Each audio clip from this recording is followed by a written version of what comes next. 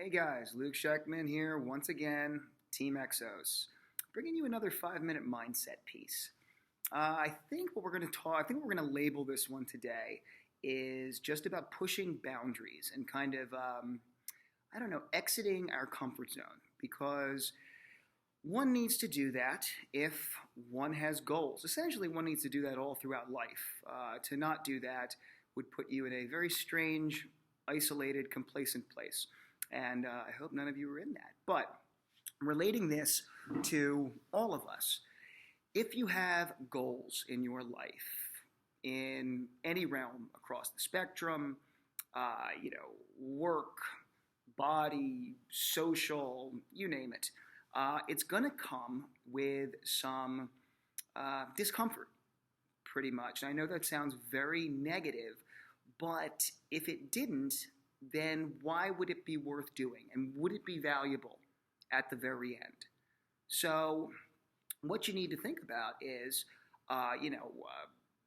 what is the best way for me to exit my comfort zone and push through, smash down whatever borders I have built up, consciously or unconsciously. We all have them, and we all have environments that make us very comfortable. And if you want to stay in that environment for the rest of your life, like I said, you're probably not going to achieve very much, and you are probably not aspiring to move forward. So there are types of people who, hold their breath and do a gigantic cannonball into the uncomfortable. I've done it with some success, sometimes some pain, sometimes more pain than I was anticipating. But to really make it effective, to make change effective, and to make that ladder to your goal feel reasonable and sustainable, what you want to do is attack it with small chunks. I don't know. I would like to articulate that better. That doesn't sound very attractive. But small attainable goals keep us positive. When you have a small goal related to a larger goal, then that small little piece will give you just enough positivity and just enough momentum to take that step up the ladder and possibly attack an even bigger piece, or maybe the same size. I don't know. We'll get there at some point. But what I'm trying to say is, when we see a goal, it's important to pretty much dissect it and say to yourself, what is going to get me there? And be realistic about it.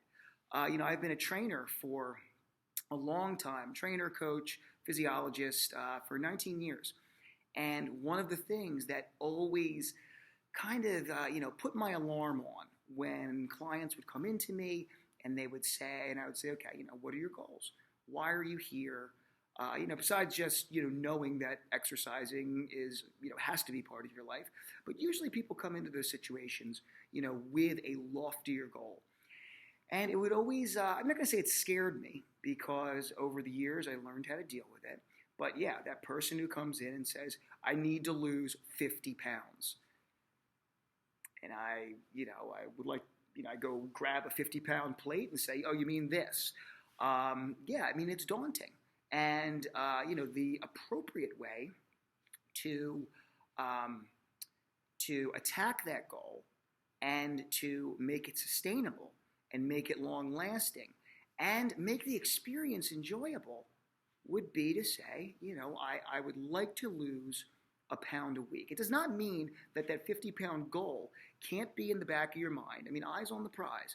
But to approach such a task like that, it is important that you break it down and you take little piece by little piece. Okay.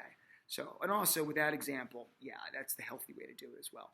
But I'm going to lose a pound a week by the exercises you give me, the advice you give me, utilizing nutrition, mindset, recovery, movement, all of that.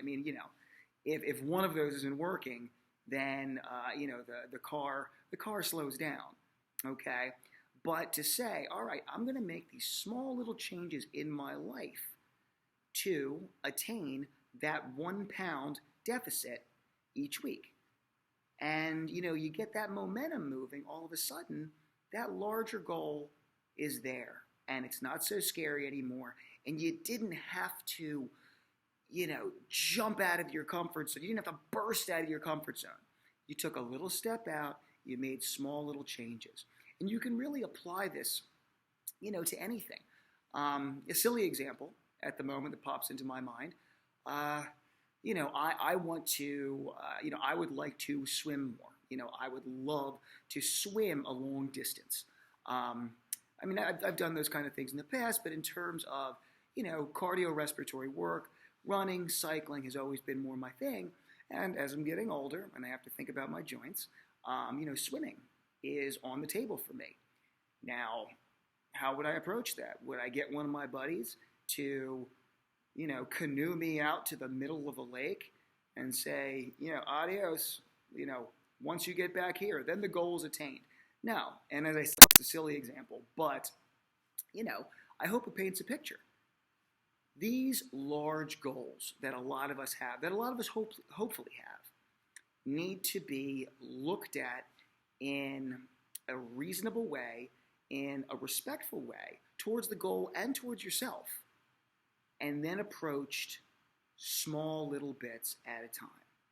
Those little bits will get easier, you accumulate more and more, you build up momentum, and then you have your goal, and it's on to the next.